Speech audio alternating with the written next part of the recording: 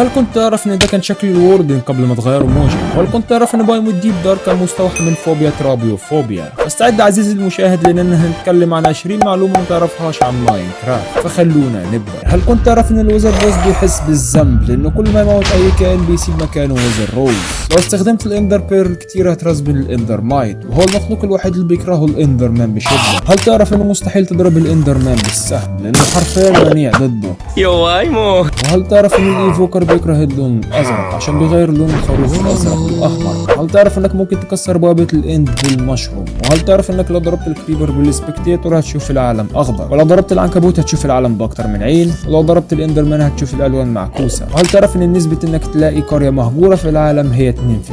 وهل تعرف انك مستحيل تقتل الويتش بالسحر لان عندها مناعه 85 من البوشنات الضاره وتشرب بوشن شفاء؟ وهل كنت تعرف ان اللعبه هتغير الجستات لهدايا لو لعبت اللعبه بين فتره 24 ديسمبر ل 26 ديسمبر؟ لو وصلت لغايه هنا وعجبك المحتوى اتمنى تشترك في القناه عشان تدعمني، يلا بينا نكمل. من المعروف ان السرير بينفجر في النيزر والاند لما تنام عليه، بس هل كنت تعرف ان الفيليجرز يقدروا يناموا عليه عادي؟ وده سبب تاني ان نستعبدهم. هل كنت تعرف ان عالم الاند اتعمل بالصدفه لانه في الاصل كان اسمه عالم السماء واللي هو السكاي دايمنشن، وكان معمول كنقيض لعالم النيزر، ولكن نوتش واجه مشكله في الاضاءه فقرر انه يشيل الاضاءه كلها وجعل العالم مظلم، ومن هنا جت فكره بعد الاند اللي بيعيش فيه الاندرمان والتنين حاليا. وهل كنت تعرف ان النيزر كان متسمي هيل في الاصدارات القديمه في ماينكرافت بمعنى الجحيم؟ من المعروف ان البحث عن الديسك صعب لانهم نادرين، ولكن هل كنت تعرف انك ممكن تجيبهم بسهوله عن طريق انك تخلي سكيلتون يقتل الكريبر بنفسه وهيوقع على كل انواع الديسكس ما عدا انواع معينه لازم انت تدور عليها؟ بمناسبه الكلام عن الديسكس، هل كنت تعرف ان في رساله مخفيه في ديسك معين في ماينكرافت، والديسك ده هو الديسك المكسور رقم 11، لانك لو وصلت لنهايته وعملت عليه خاصيه الطفل الترددي واللي هو السبكتوجرام هيظهر لك شكل الكريبر وارقام غريبه. جزمه الجلد بتخليك تمشي على السنو باودر بدون ما تغرق فيه، بس هل كنت تعرف انك حتى لو غرقت فيه ولبست اي درع جلد هيختفي تاثير تجمد؟ وهل كنت تعرف ان الكريبر بيخاف من القطط والسكيلتون بيخاف من الكلب؟ لو رسبنت الكلب من السكيلتون هيروح الكلب دايما للوزر سكيلتون وتجاهل الباقي. بس هل دي عنصريه من ماينكرافت؟ لا، السبب لان الكلب بيروح لاقرب هيد بوكس طويل ليه، والهيد بوكس بتاع الويزر بوس يعتبر اطول هيد بوكس لاي نوع من السكيلتونز، ولو حطيت بلوك تحت اي سكيلتون وطول الهيد بوكس بتاعه هيهاجموا الكلب. هل تعرف ان القطه منيعه من الفول دامج؟ وهل تعرف انك ممكن تركب الخنزير؟ معلومه بونص، هل كنت تعرف انك لو عايز افضل مودات للبدروك هتلاقيه في الفيديو ده، ولو عايز مودات رعب للبدروك هتلاقيه في الفيديو ده.